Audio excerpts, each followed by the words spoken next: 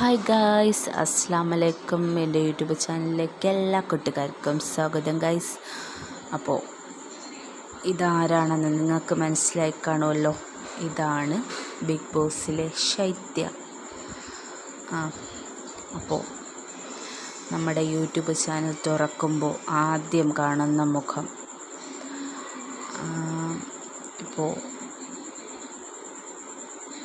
തിളച്ച് മറിയുന്ന എണ്ണ പോലെ ശൈത്യക്കുട്ടി ഇപ്പോൾ തിളച്ച് മറിയുകയാണ് ഗൈസ് നമ്മുടെ യൂട്യൂബ് ചാനലിൽ കൂടെ.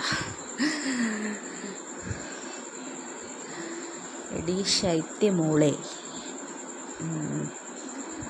സത്യസന്ധമായിട്ട് ഗെയിം കളിച്ച് അനുമോള് കപ്പടിച്ച് കഴിഞ്ഞു.